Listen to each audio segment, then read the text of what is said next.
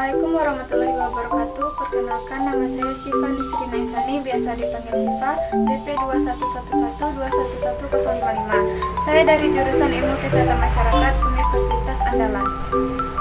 Baiklah, pada kesempatan kali ini saya akan membahas topik mengenai penyakit usus buntu.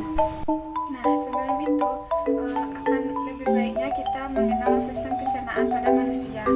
Proses pencernaan makanan pada manusia melibatkan alat-alat pencernaan makanan.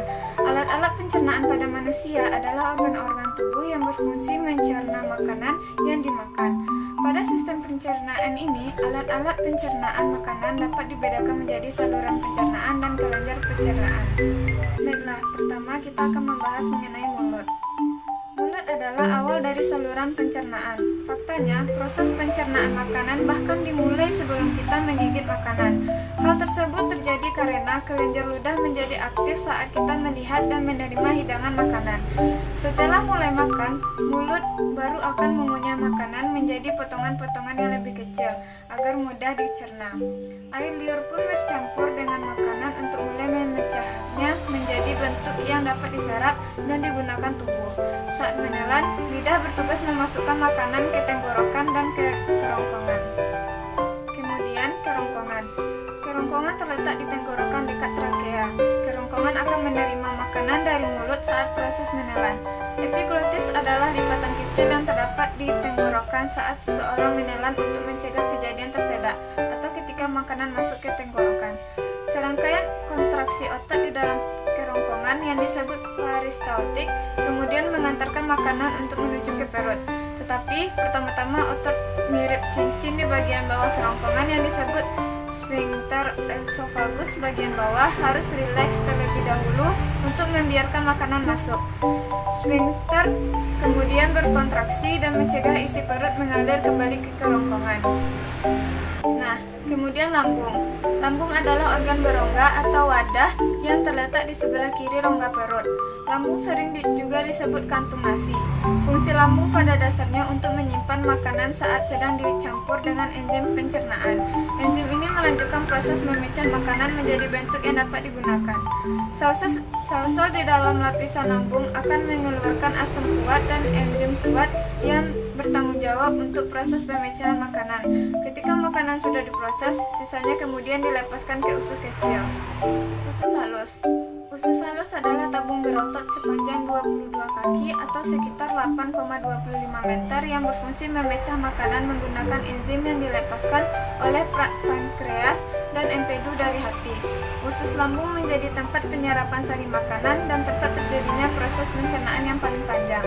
Pada usus halus terdiri atas 3 bagian, yakni usus 12 jari atau duodenum, usus kosong atau jejunum, dan usus penyerap atau ileum.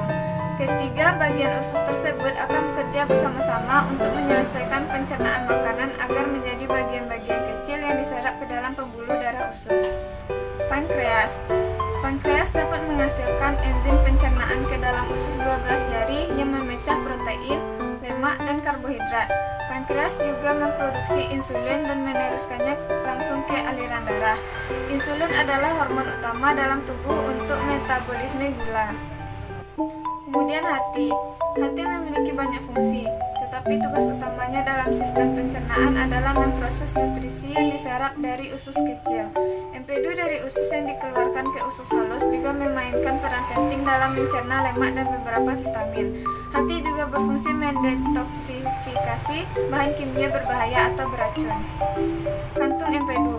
Kantung empedu berfungsi menyimpan dan memekatkan empedu dari hati dan kemudian melepaskannya ke dalam usus 12 jari di usus kecil untuk membantu menyerap dan mencerna lemak. Usus besar. Usus besar adalah tabung berotot sepanjang kurang lebih 1,82 meter yang menghubungkan usus kecil ke rektum. Usus besar antara lain terdiri dari sekum, kolon ascendens, kolon transversum, kolon descendens, dan kolon sigmoid yang terhubung ke rektum. Usus ini bertanggung jawab untuk memproses limbah yang tersisa dari proses pencernaan. Limbah atau kotoran dilewatkan melalui usus besar dengan cara peristaltik. Pertama dalam keadaan cair dan akhirnya dalam bentuk padat. Karena tubuh memerlukan air, maka sebagian besar air diserap kembali ke usus besar. Penyerapan kembali air adalah fungsi penting dari usus besar. Kotoran kemudian disimpan dalam usus sigmoid atau berbentuk es sampai ada dorongan untuk mengosongkannya. Gerak peristaltik lalu akan mendorong tinja ke dalam rektum sekali atau 2 kali sehari hingga dikeluarkan melalui anus. Dan selanjutnya anus. Anus adalah bagian terakhir dari saluran pencernaan. Organ saluran pencernaan ini berbentuk saluran sepanjang 2 inci atau 5,8 cm yang terdiri dari otot-otot dasar panggul dan 2 sfinkter anal atau internal dan eksternal. Anus dikelilingi oleh otot-otot sfinkter yang penting dalam memungkinkan mengontrol pengeluaran tinja. Otot dasar panggul menciptakan sudut antara rektum dan anus yang dapat menghentikan tinja keluar ketika itu tidak seharusnya. Sfinkter internal selalu kencang, kecuali ketika feses memasuki rektum. Hal ini berfungsi agar seseorang bisa mencegah BAB tanpa disadari ketika tidur atau tidak menyadari kehadiran feses. Nah, kali ini saya akan membahas mengenai penyakit pada sistem pencernaan manusia. Saya akan membahas mengenai usus buntu. Sebelumnya, usus buntu pada manusia itu yang normalnya seperti gambar di samping, yang gambar sebelah kiri. Usus buntu adalah bagian berbentuk kantong kecil dan tipis berukuran 5-10 cm yang terhubung pada usus besar. Dan penyakit usus buntu terlihat seperti gambar yang di sebelah kanan. Ini merupakan bentuk usus buntu ketika penyakit usus buntu itu menyerang. Baiklah, kita mulai dari pengertian penyakit usus buntu. Penyakit usus buntu atau dalam bahasa medis lebih dikenal dengan appendicitis adalah kondisi ketika appendix atau sebuah kantung yang merupakan bagian dari usus besar yang terletak di sisi kanan bawah perut mengalami peradangan. Faktor risiko penyakit usus buntu. Meskipun penyakit usus buntu ini dapat dialami oleh siapa saja, tapi yang paling sering dialami oleh orang berusia 10-30 tahun. Penyebab penyakit usus buntu. Penyumbatan yang terjadi di lapisan usus buntu yang menyebabkan infeksi menjadi penyebab penyakit usus buntu. Bakteri dapat berkembang biak dengan cepat yang akhirnya menyebabkan appendix menjadi meradang, bengkak, dan penuh dengan nanah.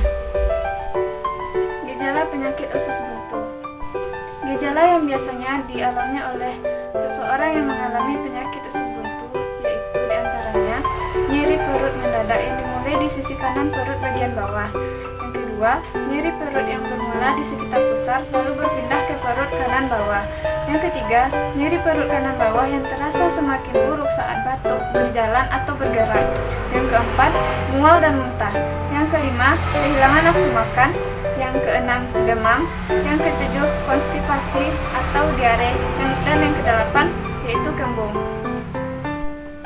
Diagnosis penyakit usus buntu.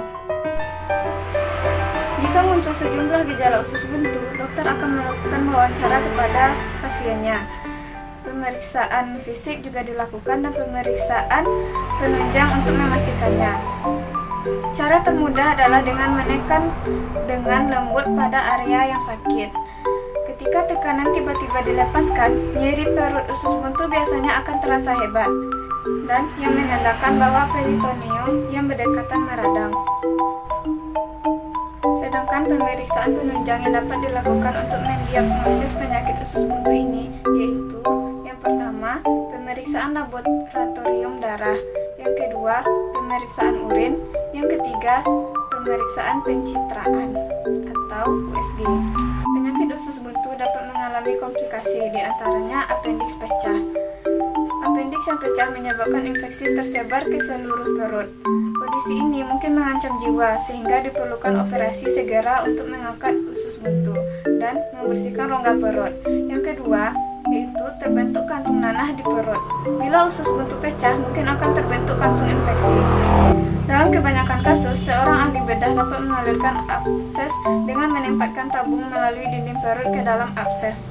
Tabung dibiarkan di tempat selama sekitar 2 minggu dan pengidap akan diberikan antibiotik untuk mengatasi infeksi tersebut. Nah, teman-teman, untuk melakukan pencegahan terhadap penyakit usus buntu ini, kita dapat melakukan beberapa upaya. Yang pertama, pertama, makan makanan yang berserat. Makanan yang berserat contohnya seperti sayur-sayuran, buah-buahan, dan maupun kacang-kacangan dan lain-lain. Yang kedua, minum air putih. Rajin minum air tidak hanya mencegah dehidrasi, tapi juga mendukung kinerja usus dan serat makanan berfungsi dengan baik di usus. Yang ketiga, makan dengan tenang. Anda juga perlu menerapkan cara makan yang baik untuk mencegah radang usus buntu. Yang keempat, konsumsi makanan yang mengandung probiotik. Selain penyumbatan, radang usus buntu ini juga disebabkan oleh infeksi bakteri. Oleh karena itu, kita harus menjaga keseimbangan antara bakteri baik dengan bakteri jahat. Dan yang kelima, yaitu rajin periksa kondisi ke dokter. Dengan melakukan ini, kita dapat mengetahui apa saja penyakit yang ada di dalam tubuh kita. Dan kita juga dapat mencegahnya sebelum bertambah parah. Sekian penyampaian topik mengenai penyakit usus buntu dari saya. Jika ada kesalahan, mohon dimaafkan. Sekian, terima kasih. Assalamualaikum warahmatullahi wabarakatuh.